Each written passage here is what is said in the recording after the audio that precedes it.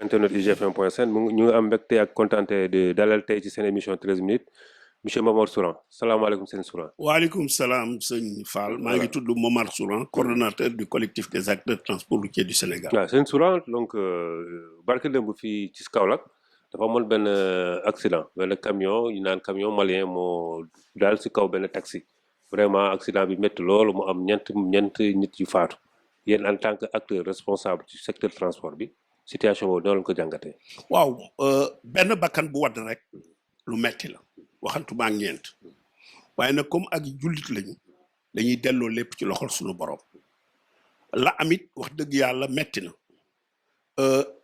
oto yi ñu toj damay bëgg acteur malien yi xam ni du ay acteur u transport a ko def ñun ci suñu bopp dañuy nekk victime ci loolu suñu oto bu accidenté dañ koy lakk bërki démb ci kër Njaay Lo gis naa benn pelle mécanique buy jar presque 40 millions laal benn nit mais dañ ko lakk ba mu jeex kon li ñu def ñoom seetuñ ci malien seetuñu sénégalais ñi ngi massawul nag oto yi ñu yàq foofu mais jàpp naa ni du acteur sénégalais moo ko def ñoom it yàq nañu 132 camions Mali waaye damay bëgg a yaakaar ni du ay acteur malien ñoo ko def ndaxte ku xam lu camion di jariñ ci réew mu bëgg ay réew yu bëgg a dem intégration moo am commerce transfrontalier bu ñu war a def da nga xam ni oto boo yàq yaa ngi plombé de façon indirecte économie réew mi loolu nag dafay convoquer responsabilité état yi parce que ñoom la ñu fal quand même pour ñu garantir sécurité yi nañu jël seen ay matukaay parce que ci réew mu organisé kenn du defal sa bopp sa yoon. waaw mais sénégalais yi ñoom ñu njëkk taal ay kii camions malien quoi. malien yi tamit. ñu réagir est-ce que réaction boobu yéen en tant que responsable loolu la ngeen koy rafetlu. non ci côté sénégalais. ak ci côté malien du ma ci rafetlu benn. ndaxte nit nga mën a nekk. am na loo xam ni boo demee ba di ko def. mën nga yore jëmmi nit mais jikko mala nga yor. parce que team oto buy jar 40 millions di ko toj. ku am xel du ko def. mais dama jàpp ni ñi ko def ci Sénégal du ñu ay acteurs du transport loolu wér na ma moom. mën naa ko waat. ñi ko def Mali damay yaakaar ni. du ay acteur malien mais communication bi ci amit yàq na lu bari parce que vidéo yu bari génn audio yu bari génn ba tey ji am na audio bu benn malien def dugal ko ci sunu groupe naan les Sénégalais ne sont pas en sécurité il faut que nag état yi jël seen ay responsabilités parce que am na ñoo xam ne ñi tey bu ñu sañoon fret bi Sénégal am di ko yóbbu Mali duñ ci jot règlement 14 bi problème la ci parce que am na pays yu bokk CEDEAO yoo xam ni nar lañ leen a nangul loo xam ne lii fii dañoo bëgg a teg règlement bi donc damay ñaan autorité sénégalaise yi ñu ànd ci ak tact ñu waxtaan ak autorité malienne yi mais ci waxtaan yi ñu bañ ko defee nañ ko daan defee parce que lañ fay tënk ñoom du leen engagé acteur bi lay engagé nañu teg acteur malien yi nekk ci corridor bi teg acteur sénégalais yi nekk ci corridor bi kenn ku ci nekk jàmbat jafe-jafe bi nga am ci sa réewu moroom ñu seet naka lu ko autorités yi mën a saafara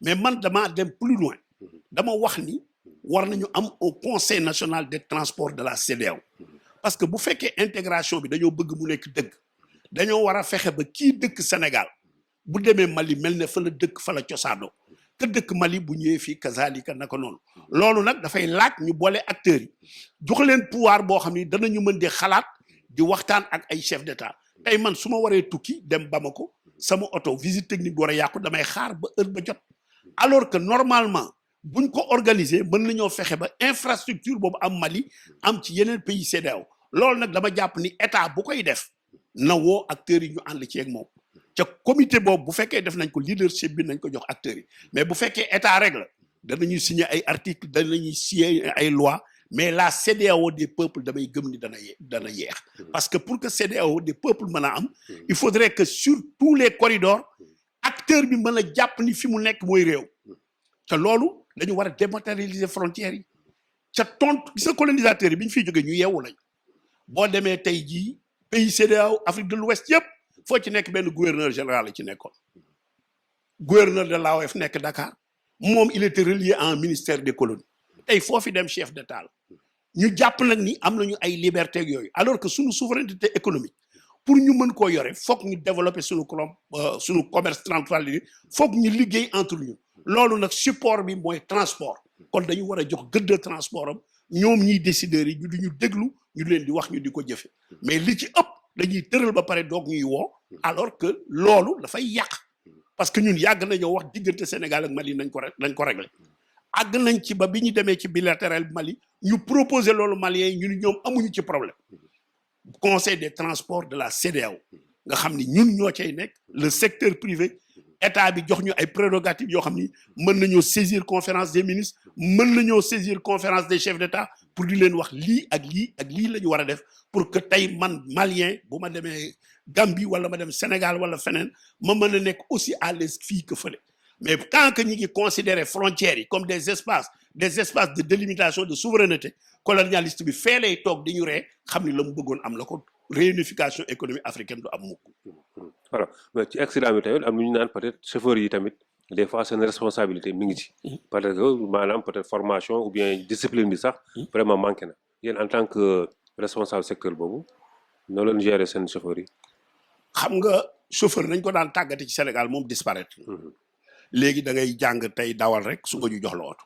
kooku bu deful accident sax spectacle ça doit être un miracle.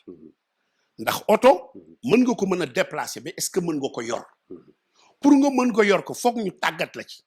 toj sa xol ba boo yoree oto nga xam ni machine bi nga yore moo la ëpp doole. ca mën na def dégâts boo xam ne bi désastre ya muy causé yow doo ko mën a mesurer. ñun wax nañu état bi na mettre en place benn centre de formation. boo xam ne bi bu ko tegee ku am permis bëgg a jàng dawal bëgg a dawal. pour di fayu xaalis fa nga jëm fay sa xaalisu bopp ñu former la defal la renforcement de capacité ay psychologue travailler la ba nga nekk nit xam ni yow da ngay yóbbu oto bi mais daanaka malaayika la donc da nga war a yaru da nga war a yar mais nag ñun du ñun ñooy tàggat chauffeur yi ca état moo am responsabilité wu sécurité dëkk war na teg système boo xam ne bii du ñàkk ñu rëcc mais képp ku yegg ci volant oto xam na ni apte nga pour dawal oto wax nañ leen wu yoon nag nee nañu danañ ko def mais defe naa ni depuis 5 ans ou 6 ans li ma la mën a wax dëgg tey mooy fi transport toll ci importance ak ci gëdd dama yaakaar ni autorités yi mesuré wuñ ko mais nag lu ci bari ci ñun la parce que bu fekkente ni da ngay seeti autorité nga nekk du secteur privé moom nga di ko xool comme nit koo xam ni kii bu la waxee bu kontaanee ci yow nga arrivé doo dem ki nga janool yaa koy fay salaire sa employé la mu am obligation de résultat envers yow war nga ko jox cër waaye war nga ko exiger mu jox la ay résultats mais comportement yi ñuy am ñun acteurs yi ci autorités yi fekk changé wuñ ko li ñu bëgg ci transport am doo am il faut que ñu décomplexer rapport yi mën a toog ak ñoom wax ak ñoom dëgg ci dëgg loi d'orientation baa ngi nii doo dégg acteur bu ci wax alors que ñi ngi koy tege noo xamante ni waxuma la orienté waaye day désorienté conseil national bi gi lu ñuy xaar te ñun waxoon nañu ministre bi ca rencontre bu ñu jëkk am ak moom que ñetti entité yi liñ ci jot a def doyul nañu toogaat waxtaan ak yow ñu teg sart yi ci war pour mu mën a jariñ la mu war a jariñ mu ni ñu danaa toogaat ak yéen wax ak yéen mi ngi déroulé ca wutoowuñu te doo dégg acteur bu ci wax suñu problème mooy réunion bu ñu dem lu ñu wax ñu ni waaw numéro yi biñ koy def plaque minéralogique yi ñun kaasoon nañ wax ni nañ ko waxtaane acteurs yi ni non tey jii multiplier nañu prix yi par 2 ku nekk ngi wax ci rajo bi nañu gore parce que ñun ñooy nangu lu ñu warut a nangu gis nga li warut a nekk ku la ko mën jox lànkal li war a nekk nga def ko xam nañu ni état bu amul doole la ñu am waaye nag y a un minimum bu ñu accordé war a accordé le secteur transport li ma la mën a wax daal mooy secteur la bu ñu mbaayaal ku mu neex def transport lu la neex def dara lu la ci fekk cimenterie yaa ngi jënd ay camion di ñu concurrence ca licence bi ñu am licence à titre privé la donc sañ nañ koo jële ci seen usine yóbbu ko ci seen entrepôt mais comme ciment kenn du ko entreposé ñoom buñ ko jëlee dañ koy yóbbu jox ko client bi et loolu ki am agrément ko rek état ngi toog di ko seetaan waxul dara entreprise de BTP yi di gagné ay marché ñu di ko xool ñuy defal seen bopp transport état di leen jox ay exonération waaw nan nga bëggee transporteur bi liggéey du liggéey dérèglement structurel bi am ci transport état ngi góorgóorlu naan lay def ay renouvellement mais na tey renouvellement yi benn renouvellement doxu ko fi seeni rang ca Ablaye Wade dafa daanu camions yi dafa daanu car yi ñu indi day daanu leneen lu ñu indi day daanu boo ko waxee nag ñu ni waa ji c'est un pessimiste waa ji c'est un empêcheur day daanu nag monsieur Soura ana seeni rang lu ñu mujjee yóbbu oto yi ca Ablaye Wade naa ko may ñu ko taxi iranien am na wala amul waaw loolu am na oto yi ñu joxe woon ci chinois yi ñu ngi koy nangu am na wala amul. waaw kaar yi ñu joxe. li ma la wax. doxal ba ca kanam oto bu toog ñett war a fay traite di toog ñetti fan ñeenti fan doo daw. nga bëgg ñu dana dox. gis nga dafay metti nag boo koy wax. parce que nit dafa naan kii il refuse le développement. dofuñu bu baaxoon ñu dem jël ci. lu waral bañ koy joxe ñu jox ko seeni xarit rek. doo gis benn transporteur góorgóorlu bu ci am. ay président de regroupement yooyu rek lañ ko jox. loolu xam nga ni teguwul ci yoon. pas transporteur lambda bi non. la amul bokkul. amul. waaye ñoomul bopp man bu ma la jiitalee. ma gis ni lu ñëw yaa koy téye man du ma téye dara. sëñ bi bu yàggee man la abal ma si. voilà waaw ok mais sëñ bi kii bi ci accident yi tamit seet nañu axe Dakar Mali. ok yoon bi dafa xat te pratiquement camions yi yu fay jaar par jour vraiment kenn mënu ko xool est-ce que loolu tamit favoriser wu accident yi tamit. da koy gën a yokk. xam nga ñun lan mooy sunu problème. bala ñu ni problème am na rek mu ni këtt ni joon. loolu nag li koy def. mooy amuñu tey cadre bu ñu mën a waxtaane ak ñoom. lu mel ne conseil national bi. nga xam ne ni danañu am pouvoir d'anticipation. mais ku ne xam na ni oto yi 1960 ak léegi dafa yokk. waaye dama mesurer largeur du tali bi ndax yokk na. waaw tali bi moom mi ngi. infrastructure yi. même bu dee bu bees c'est incomplet amul bas côté maa ko wax. waa camion bu chargé 40 tonnes di daw ci kaw tali bi. bu dajeeg yow du droité parce que bu laal bas côté bi daanu. waa léegi bu mbëkkanteeg oto am na responsabilité parce que moom mbëkk côté bi waaye ki waroon na def bas côté ca defu ko nag. les responsabilités sont partagées. nañu bàyyi le chauffeur parce que c'est le moyen cher. man wax naa leen ne leen bala ngeen ñoo yedd. xool leen ba xam li leen war a def ngeen ko. infrastructure yi je signe et je persiste c'est pas adapté. te nee nañu leen sur certaines zones il faut discuter avec les acteurs. normalement Kaolack ba Tamba ba Kidira 2 fois 2 voies la waroon nekk. te tey Kaolack dafa war a am voie de contournement.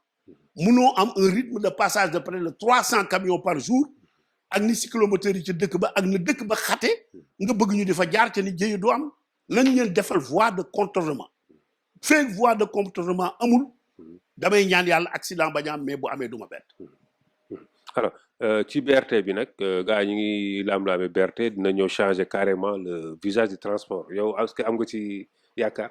xam nga fi may tàmbalee. mooy damay wax loo xam li Sénégal yëpp la concerne.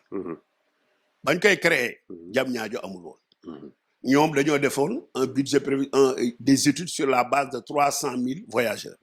yuy jógee banlieue di ñëw Dakar. léegi entre temps Diamniadio ñëw. damay ñaan yàlla mu nekk une ville bu jouer son rôle. est-ce que bu boobaa 300 000 personnes yi ñooy jóge toujours banlieue di ñëw Dakar. su loolu continuer xamal ni Diamniadio échec la. su Diamniadio de une réussite ba loolu basculer.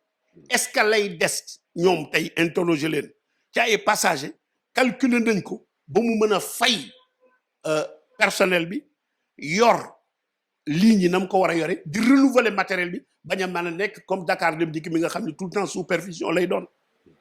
xam nga projet efficacité nekkul ci ay milliards yu bari nekku ci.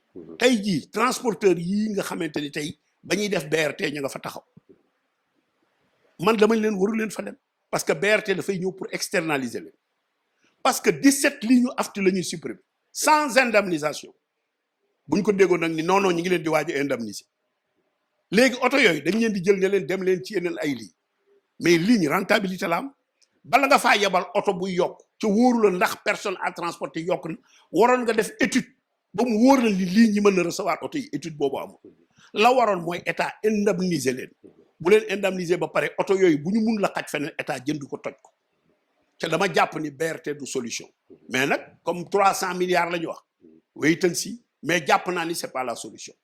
bu BRT nekkul solution peut-être TER bi nekk solution.